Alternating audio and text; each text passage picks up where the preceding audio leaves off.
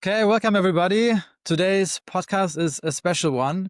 It's the first time that we actually have a guest on the podcast. I'm super excited about it. We have Maritza here. Maritza is a friend. We work from the same co-working in Berlin. And today's topic is about career changes and how to plan your finances around it, how to think about it in general.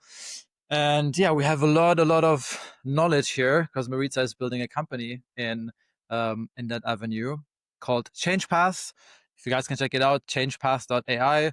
But Maritza, yeah, tell us about what you're building and who you are. Yeah, hi. Hi, everybody. Thanks for having me. My name is Maritza, and I'm one of the co-founders of ChangePath. And what we're building is a career orientation platform. So what that means is we help people who are feeling stuck in their roles and not really knowing why they feel the way they do, or really knowing what to do next, or what to pivot in their career journey. We help them figure out what that next step could look like and how that can connect them with work that feels meaningful and purposeful. And my background is in product management. So I've been working in startups for about 7 years and then in big tech for about 5. And what's funny is I really stumbled upon this problem, like maybe 13 years ago when I was finishing my MBA and kind of being pushed to do certain jobs that felt like disconnected really from what I had in mind, which is I just wanted to build amazing products that people love. Instead of selling them or instead of consulting about them, I really wanted to build them. So I had to find my way there and ultimately kind of stumbled upon this problem one more time after being part of the layoffs in tech a year ago and thought like, hey, this problem is still here. People still don't really have the tools they need to find a career that feels purposeful. So that's what we're building. And I love the topic of finance and career together. I really don't believe that they can be separated, both from the income perspective, but also from the planning perspective, right? Like if you're thinking about starting a business, there's some associated costs that you should think about if you're planning to make a change.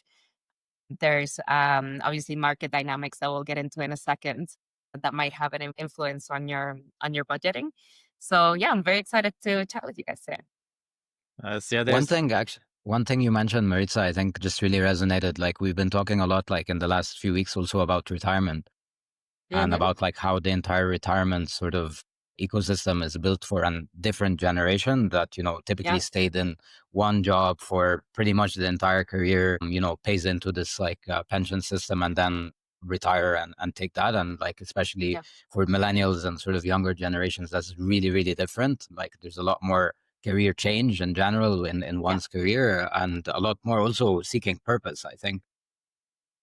Absolutely. And not only is that affecting, I suppose, like your planning, but in my case, I was what some people might call a job hopper. So that means that I was always searching for this right kind of situation, right? And you end up collecting, I don't know, 10 contracts of 10 different providers for retirement, right? So that's obviously something that can be improved and optimized. So definitely a system that could use a little bit of updating.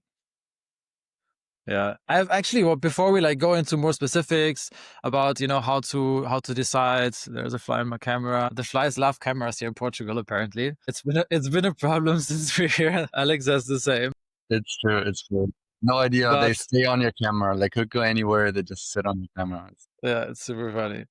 Maybe it's the green light dot that's attracting them. I don't know. I mean, there's light Yeah. everywhere on the They're screen, but waiting for they their seem to be moment to loving that. shine. Yeah. So before we get into the specifics, I thought I want to ask everyone what their biggest career change or biggest career move was. And I don't want to let you go first, Maritza. I want to let go one of the guys first. One of you, right? Karim, you can kick it off maybe.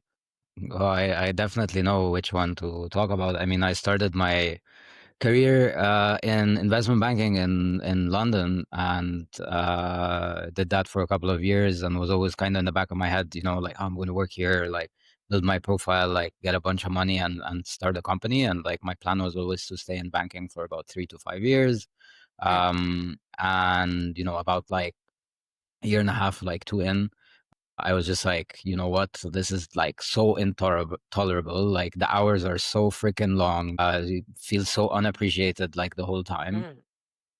I didn't know what company I wanted to start, but a friend of mine just kept sending me articles about like how Berlin has so many startups and hype and whatever.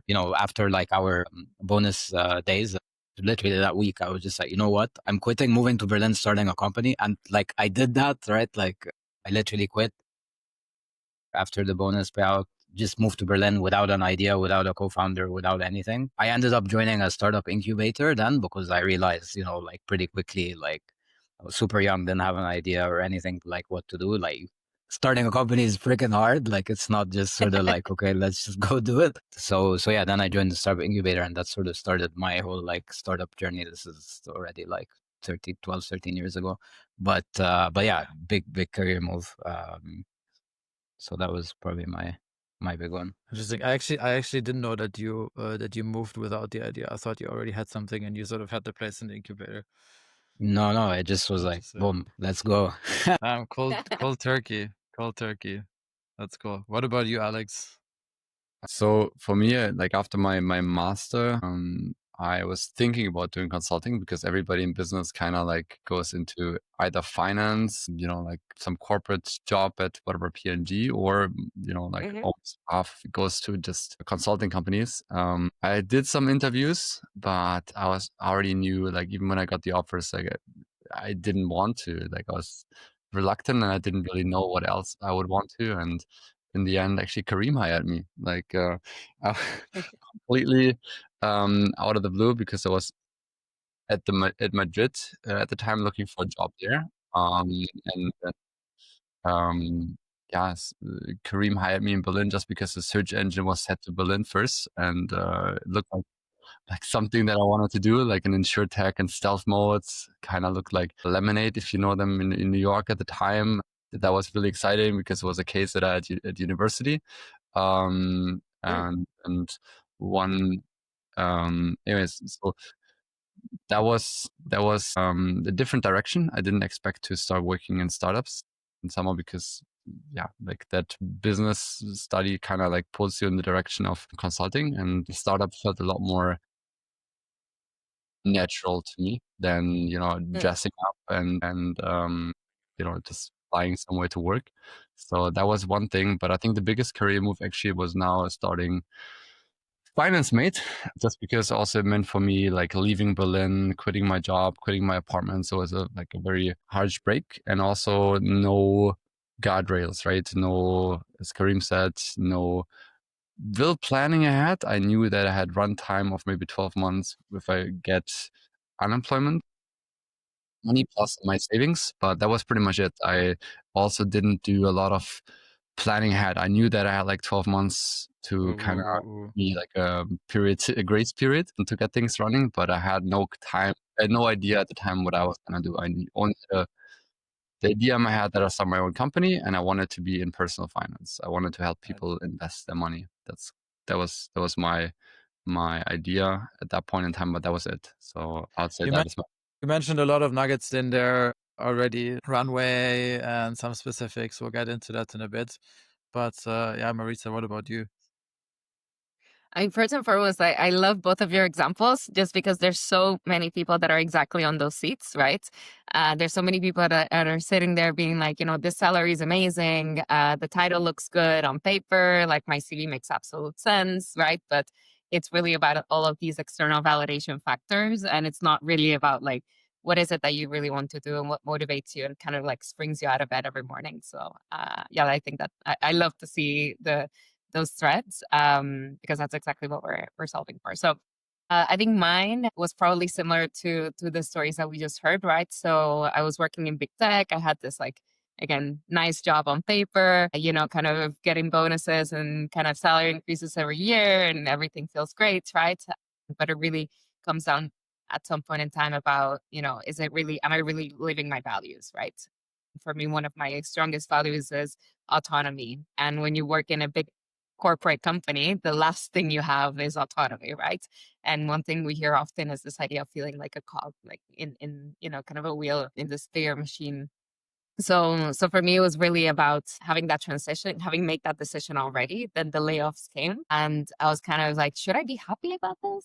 is this kind of the push that I need? Because similar to you guys, I always felt like, starting a business is something I always had in my roadmap, right? It was kind of never the right time, never enough savings, right? And in a way, I saw the layoff as an opportunity to get runway, right? So it was kind of, I waited it out, I think something like 10 months to kind of knowing that my team would be dissolved, but then kind of waiting to see like if I do get this money, then that can be the foundation I need to start a business. So in that sense, I was very patient to wait it out and then make that pivot, which, thankfully in Germany, we live in a system where there is some support to get you started, right? Like if you do go into unemployment, you have a bit of time to figure out your next step, and whether that's entrepreneurship or going for a new job, but also the kind of having that safety net of, okay, not only do I have these opportunities from kind of having contributed to the pot of the government and then now being able to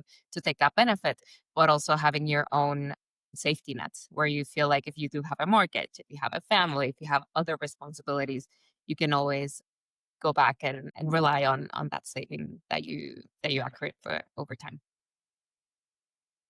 Yeah, Alex, you want to say something?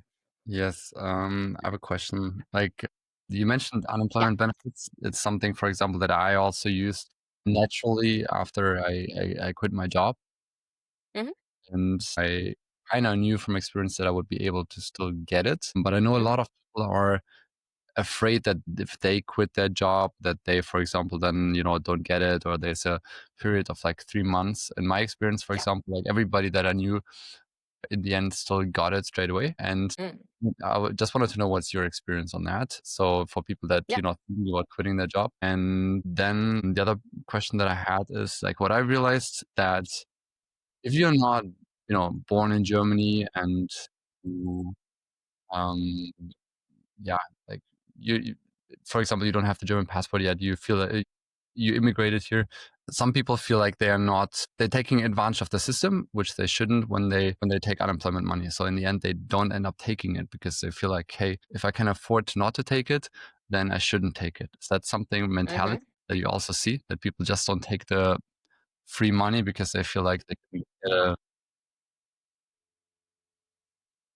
Yeah, no, I think these are great. So I'll start with the first one. Actually, let, Quitting let, and let, me jump in. I want that's already a lot of details. I put the questions down so we can answer them. We'll definitely get to it, but I always have to hold back because Alex loves the details. And I always have to hold him back a little bit before jumping right into it. And yeah, I want to have I want to first like sort of open it up a little bit to speak about more the phases. But before that, I also want to say my biggest career move, which was actually very different to all of these. I was 18, which was probably the biggest change because I did an apprenticeship as a painter in Germany and I finished it.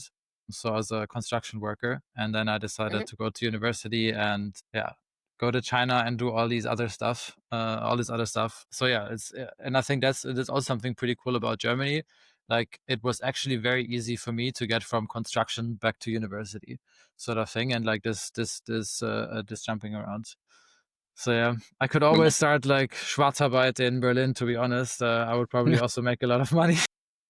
like I don't like that seems to be you, honestly. I don't think that's a system because I don't know anybody else that did that move from construction to university. But I'm just saying that it's like that is possible. It is possible. Absolutely. It is possible, but That's I the thing. think to Yeah, if have you do that it or not. capacity that to actually manage to do it and the drive to do it, I don't think that a lot of people are doing it, and I think the system is also not really embracing that step, in my opinion. So also because I know people that are working in construction, for example, and they want to, start working in tech. And the Arbeitsamt just tells them like, you're not getting unemployment benefits because we can give you a job in construction. Like they don't let them get that support that we just talked about, Yeah. just because they have jobs available for them. So Yeah, I guess it's different if you're like already like sort of also at that age and stuff. For me, it was like, okay, I'm going back to university, right? Like, and then it's like, I was 18, so when I was done, so that was like I was basically at the same age as people who did like normal school. So yeah, I guess that's why. But yeah, fair point. Okay, so let's talk about how to think about your career move if you want to do one, or if maybe you're listening, it's already in your head. Maybe you were at the beginning of the 6 months that Maritza mentioned, of how long people already decide to quit before they actually hand it in. Or maybe it was before we actually hit the record button, but you can get into the specifics. Or you're at the end of the spectrum, but there's a lot to talk about. And I want to sort of ask you first, Maritza, like, what are sort of the phases? And I guess they're a bit individual also, but what are sort of the general phases that somebody goes through when making this change? Yeah. So first and foremost, what happens typically, so what we see in kind of in a journey, right? If we were to extrapolate all of the learnings that we have from users, is that people start that first job, right? And they're coming fresh out of university and they're like, this is great. This is what I studied. This is what I wanted to do. So I get to do it now, right? And then it's kind of this excitement of the first year or the first 1.5 years. And then this is when, you start to get more responsibility. People start to trust you. So it feels like you're kind of moving up in the ladder, right? And it's a kind of like that moment of peak excitement. At some point in time, maybe you get a little bit more money, you get a bigger title, some promotions here and there. So although the work gets hard and kind of the responsibilities gets bigger, right? You kind of feel like, okay, I've got this. Like, it's a lot, but I can do it. And what we see with users is eventually there comes enough a point in their journey where the money is enough and the job titles are exciting, but not necessarily motivating anymore. So this is the point in time, and we see this is something between like 5 to 7 years into one specific direction that that they just start to question themselves, like like why am I doing a consulting presentation at 2 a.m. on a Tuesday and hopping on a plane at 7 a.m. to go see a client, right? Is this really what I was dreaming about when I was in business school and trying to looking at these business cases and seeing how exciting it is to make decisions in a company, right? And this is where people start to kind of pose the question of, hey, I feel unhappy. The challenge at that point in time is that unhappiness comes with a lot of shame often. And so most people don't talk about this. So that shame comes from, on paper, my life looks perfect. There's people who are unemployed. I should be thankful that I have a job.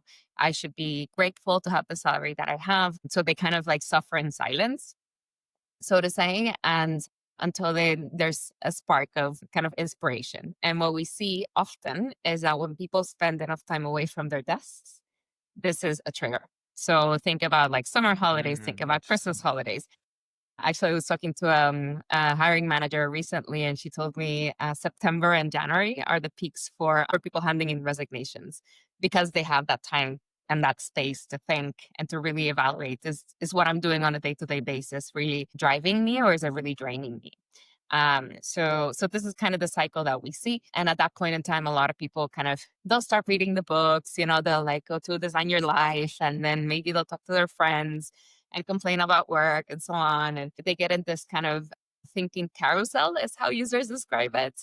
So it's kind of like, oh, I could move to Bali and become a yoga teacher, but I could also change jobs in Germany, or I could also move to France, and kind of, the I don't bonus know, lunch French. the bonus thing is interesting, isn't it, Karim, that investment banking and I think also consulting started to pay bonuses then in March and not in January, so that people don't Yeah. quit in January. Yeah, I mean, I was actually just thinking, like, because like obviously, especially in big corporates, like you have like teams of people that are working on making sure that people stay also, right? Like, so Yeah, compensation teams.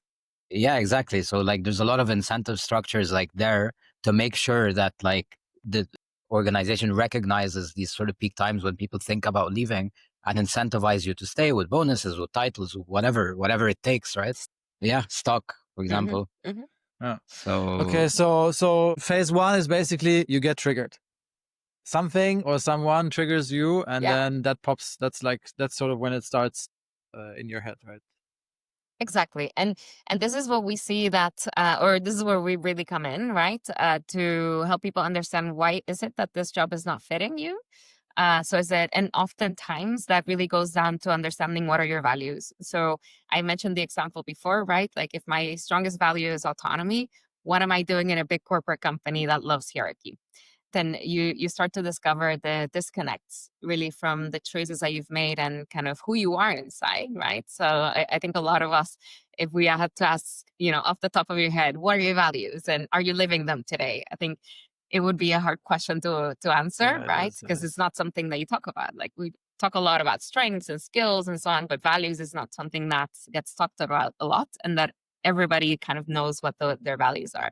So therefore, it's very hard for them to live those values. So with Change Path, we help people understand like why is it that this job is not fitting? What is it that I am looking for? What works for me specifically? And we help them figure out what could be possible jobs, right? So Actually, with we the believe sorry to cut strongly. you off, but with the value thing, I think it's very interesting because I've also done an exercise like this before. And as you like you just mentioned, like it's very hard to say, oh, what are your top values? Because yeah, if we say like now, okay, autonomy is like, yeah, I also want autonomy, right? Like if you hear Yeah, like, oh, that's a cool value, yeah, I also want that, then no, nobody should be in corporate jobs, sort of thing. Yeah, But I mean, I can't think of a single person if you say, "Oh yeah, like your value is honesty." They'll be like, "No, it's not." I mean, yeah, like there's some things that are just a bit. yeah, but that's when that's when also for me, like then when I did this exercise is when the structured approach, like knowing all the values actually and then going through them, and then it's more of a ranking thing, right? Maybe autonomy then yeah, is not like you're in your top 5, but you have like other things in your top 5 that are more important, and then these jobs could fulfill them. Like for example, for me, humor was one of my top 5 values. And if I would be in a job where I couldn't be like, where humor wasn't part of it, I would feel like super down, you know? yeah. Yeah, no, I think you're right. And this is exactly so the traditional way in which understanding your values has been done is you get a list this long Yeah. of words. And I think it's something like it's more than 100 different items. You And have then to like scratch off or you something. highlight them and then you rank them. And then there's like different exercises in which you can do that. That being said, it's self-reported data. Obviously, as Kareem just said, like nobody's going to sit there and be like, I am not honest. Yeah, So that's why we do it differently. So we that's ask cool. you different questions and we actually infer those values on your behalf. So it's kind of acting as a mirror to say like, hey, one of the questions that we ask users is, what do you want to be celebrated for in your retirement party? So that's a very different way to think about it. Like some people want to have made a discovery that is very meaningful in their space. Other people say like, I just want my kids to be proud of me, right? Other people, there's so many different things that how people would answer that question. And then we infer the values out of your answers, right? So we don't expect you to know. To your point, having a list of 500 words, I mean, how does that help? So in that Yeah, sense, totally. we do it in a more modern way. That's it. That's cool. And can you also just do like that part, change path, or do you have to continue that? I think I that would mean, be an you interesting can exercise.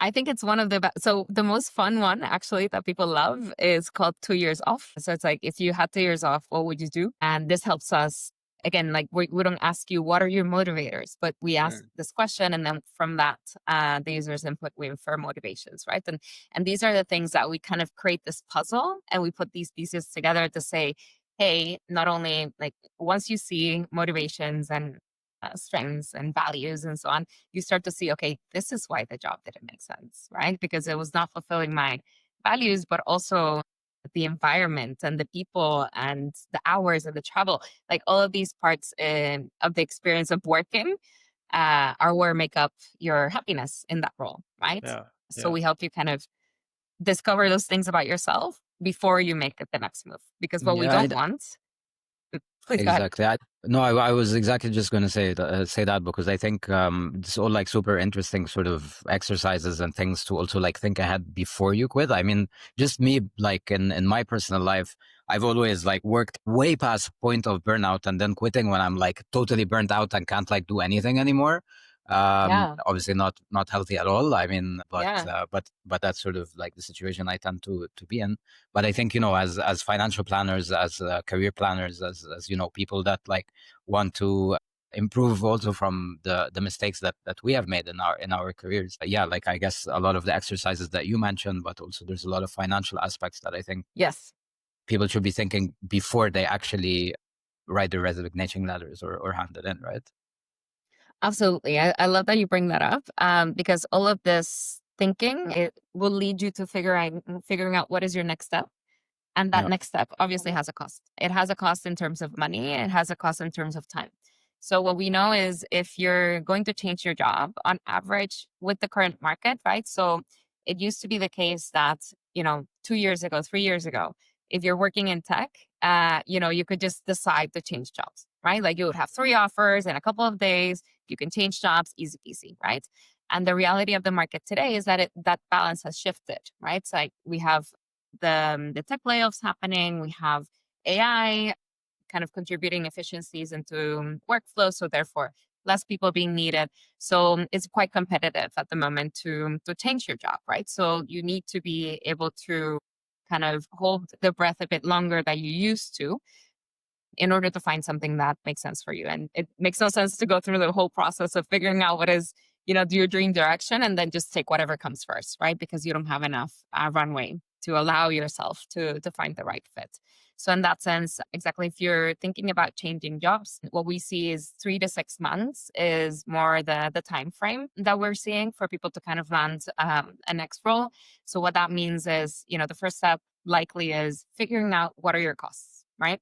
If you're still sitting in that job and that kind of position where you're getting income, figure out like what are costs that you can cut, what are opportunities for you to kind of optimize kind of your subscriptions, but also big things like if you have a lease for a car, do you really need that? Or can you do car sharing, right? Like how do you kind of bake in a little bit of flexibility into your costs so that you feel confident going out and kind of making a move. What we see with people who want to start a business, as we've all shared already, is more like the 6 to 12 month time frame is what's realistic between you start a company and you're able to pay yourself a salary. What nobody talks about as well is like everybody says like, okay, I start a company and then, I have money. Like, no, fundraising takes time. If you're fundraising, if you're bootstrapping, you need to be able to survive for some months before being able to derive a salary from the company. Yeah, I think that's the interesting dynamic, like, or let's say the importance of having a plan. And I'm going to ask Alex in a second for some stories because I know he has some. But the interesting things about the plan is I've also have some friends that, once they sort of had a plan of like, okay, I'm going to do this and this and this after I quit, then they could even push the quitting date like 1 month or 2 further to like reach a bit more comfort, because now they were more they had a reason again to like, oh, why am I doing this? Because that's often like, oh fuck, I don't want to do it anymore. Why am I doing this? But then if there's a plan, let's say, a financial plan or a career plan, more like a timeline, then you're like, okay, whatever, it's just another 2 months, and then like I can go for it, right? So I think that's also something that really helps. And if you don't do that, thinking about it in parallel, right? Like there's a career plan, a transition plan, and then that has a cost, right? So if you're making this type of change, that means 6 months of runway. So how can you, like, if you think back from the day of quitting and you need to give 3 months, then how much longer do you need to save so that you can allow yourself 6 months or 12 months of making that next move?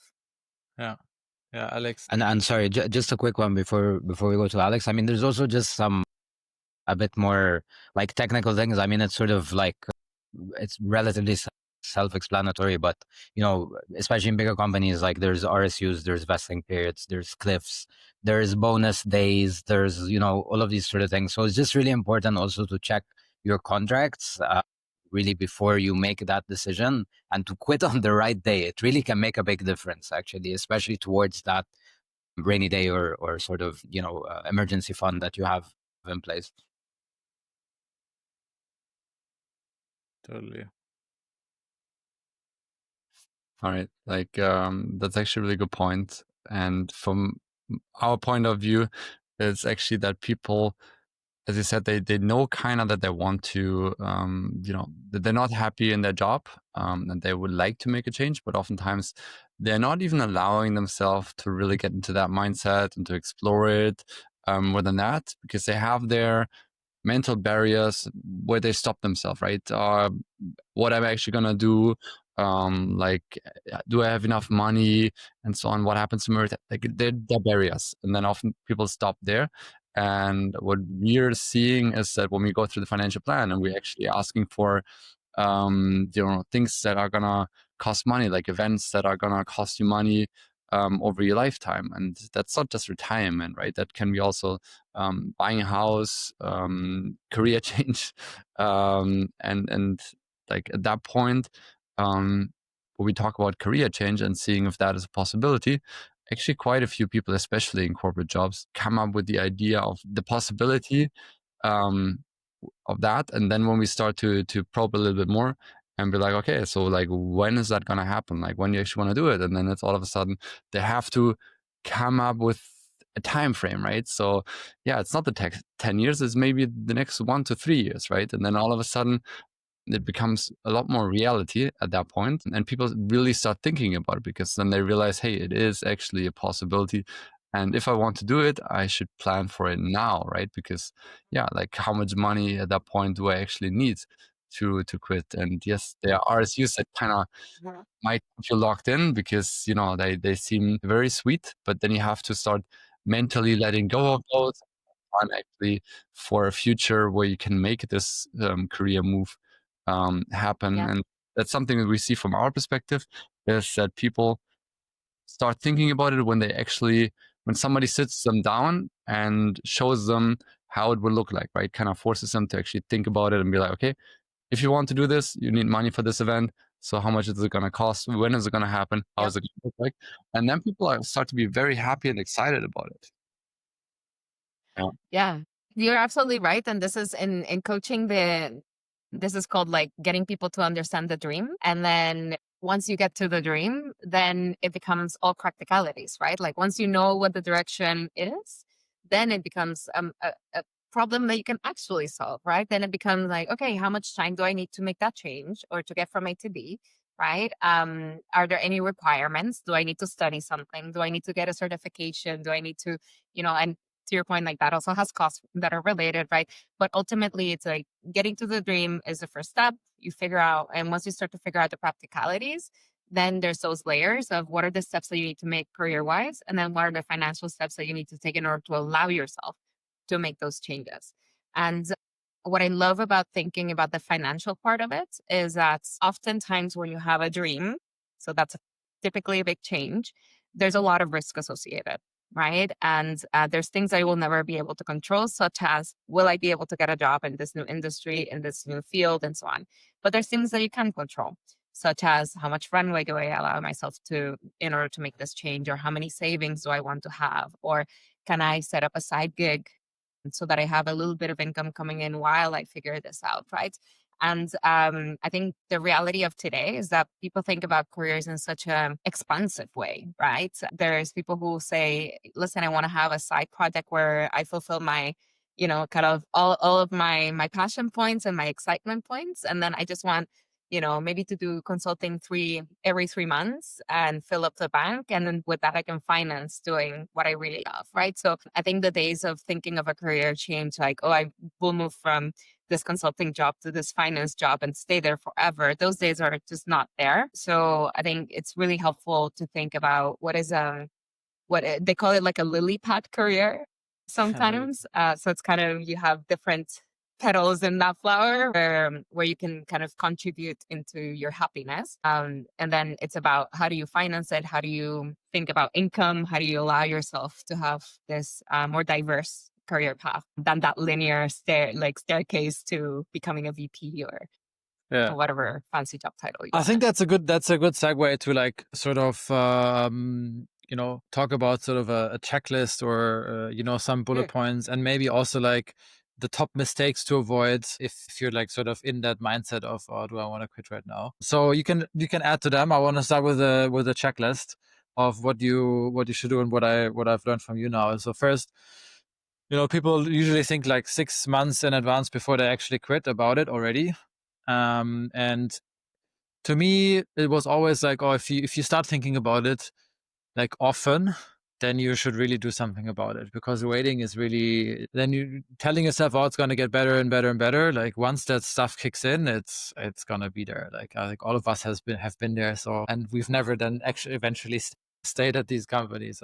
I remember an old colleague told me this thing, and it actually stayed with me. I mean, it's very unscientific, but he told me, like, if for 2 weeks in a row, 3 out of the 5 days of the week, you don't want to go to work, then like something's up, you know?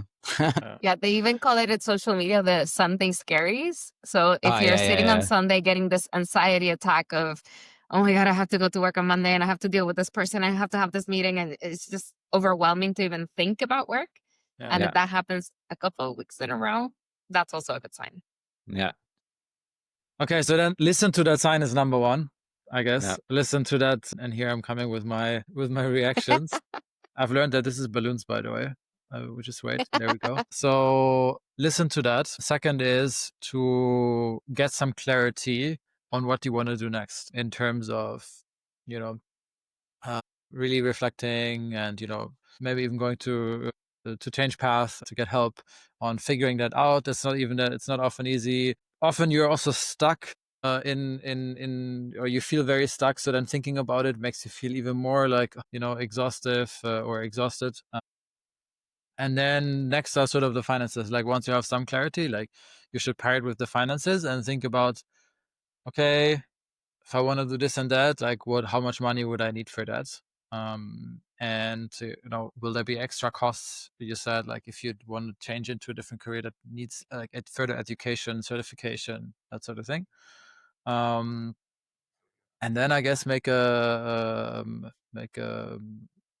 list, make a plan. Like, do you have something for that? Like where then like people have like a dashboard or something. Okay, this is your like 90 days out, 30 days out, 60 days out sort of tasks, or Daniel, you're talking about our next roadmap item, but that's something we're building towards, because we know that change is hard, and knowing what the direction is the first step. So yeah, you can expect some of that to come in the next months. There is a few, I think, things I would add to the checklist, also more from the financial perspective. So we've had a lot of client cases also where people wanted to move where they live, countries, or even within the same city. So like getting a rental contract, you need 3 pay slips, at least in Germany. Getting a mortgage, you need 3 pay slips as well. So if you do plan to quit, think about your living situation as well. That's a very important point. And take note, like if you do want to make a move, especially if you're going to move into being self-employed later on, it's definitely a lot easier to do when you're full-time employed and have a good salary. So that's definitely something to take into account. And then there's also points just around health insurance as well. If you're, especially if you're privately insured and have private health insurance, like how that transition also would be. Again, it's more specific if you are moving to freelance, like from being self-employed from being full-time employed. And then also if you are going traveling, there's a whole other aspects also related to your health insurance, which you can pause. Certain costs also you might be able to completely pause. So yeah, that's another aspect. If you're planning to move countries or even go traveling for a longer time period, you can really revise also your costs quite significantly. So that's definitely something to look at as well before you're. I guess that's a segue to mistakes. I guess Alex has probably personally been involved in some client cases where mistakes were made. So maybe you can, kick off like what sort of mistakes you should try to avoid when you make a career move, and then we can all add to that.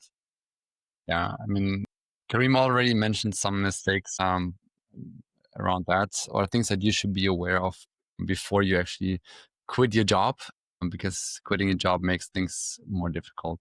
So I think one of the biggest mistakes that I've seen for long-term financial planning was with one of our clients, Marcus, around the topic of mortgage. Like he had a goal of becoming work optional at mid-50s, and people wanted to go with real estate because we have a lot of tax benefits there. And we were planning to buy like a first property right after we did that. And then there was supposed to be like the next property was already planned for the same year, and then at least 3 other properties. So with the tax benefits, I was supposed to get him to a level where he can be work optional when he reaches this. We also talked about becoming freelance and quitting his job, and because he said he can make more money this way, he would, control his time better. He was working with cloud providers, so pretty good job, but he said like there's enough demand for him to do the same job on his own, and he would even make even more money. But he kind of said like it's not a decision for right now, so we weren't planning for that moment. We talked about it, and then he called me one day to the next and was like, Alex, my boss was mean to me, so I just told him I quit. And well, like he ended in this resignation, which also meant like, buying more properties was not really an option anymore. And at that point, like you couldn't really, like buy new properties for at least like 2 years, because banks, they at least when you're freelance, they would want to see your income as a freelancer for about 2 years. So he started to become freelancer. He's earning a lot more money now, but he cannot write anything off his taxes anymore because he cannot buy new properties because the bank doesn't give him a mortgage. So like, if he would have given it a little bit more time and a little bit more planning and stayed in the job a little bit more longer and thought about it, at that point, he would have been able to buy maybe a couple more properties already before he quit. And then now he would actually financially be already like 3 steps ahead. The point of that story is like taking some time, getting some advice from, career change and financial advice to plan that move, I think makes a lot of sense and can save you a lot of money.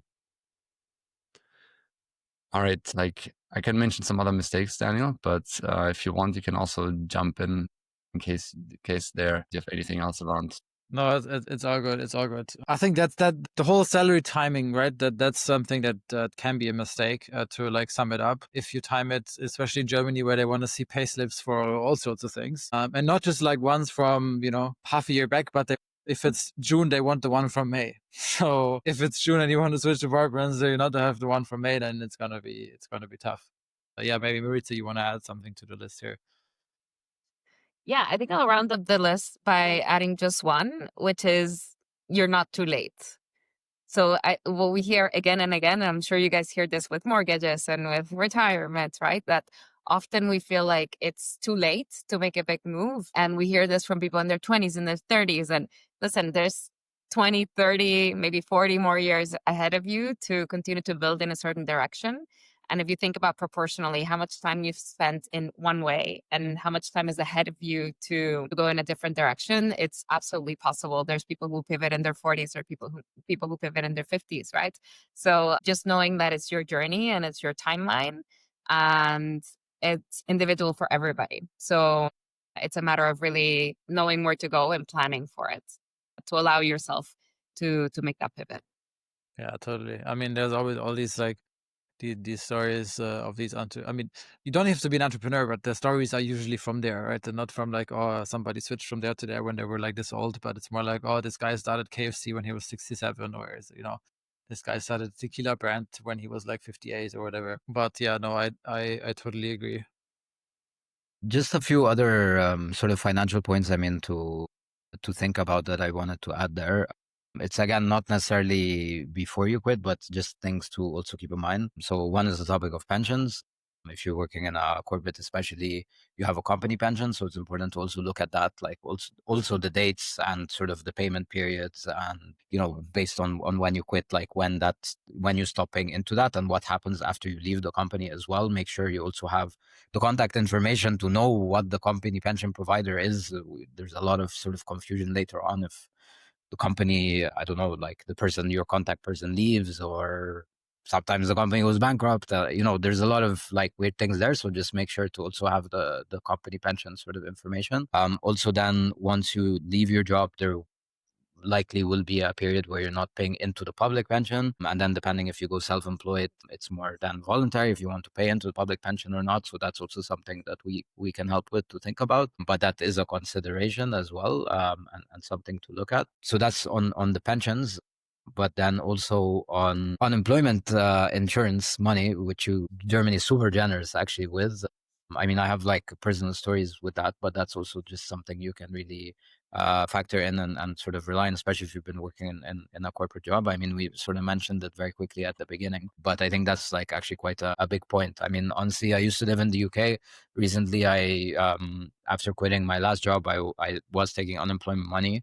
I went back to the UK and was telling my friends, yeah, I'm getting paid for a year, basically 60% of my last salary. They're like, how is this a thing? You know, everyone was super, super jealous. And it's really a huge benefit, honestly. It like gave me a lot of time and space to really figure out. I mean, I knew I wanted to build my own business, but not necessarily exactly what and how, and like thinking about the team and the formation of that. So it really gives you a lot of space. So I just wanted to mention those 2 points because I think there's also important financial considerations there. Yeah. I just wanted to add to that because you mentioned company pensions, the mistake of not really looking into your pension situation before you quit and sorting that out. What we see in the planning scenarios is also when we plot like life events and people say like, I want to quit maybe in the next 2 or 3, 4 years. At that point, they're still evaluating their company pension, right? So, and probably like if you already have that idea that there's a good chance of you changing your career, like a company pension in Germany might not necessarily be the best idea, right? It's like if they give you free money, amazing. But the moment you start paying into it from your own salary, like probably not if you know that that pension is gonna end in already 2 or 3 years. At that point, it's probably not worth it. And you're just spending money on the commission for the sales agent that sells you that company pension. So again, quite a lot of things or mistakes that can actually happen when you think about changing your career, and there's a lot to actually plan ahead before you make that move, right? Totally. And with that, I want to give Maritza the last sort of few sentences before we wrap up here. You're still muted, Maritza. There you go. Classic. So thank you for having us on the pod. I really love bringing these two topics together. I think it's impossible to think about career change without thinking about your finances together, right? It's a plan that has, those are the two sides of the coin. So I love that we're bringing both of these worlds together so that people can make successful pivots in an intentional way that also rewards them financially.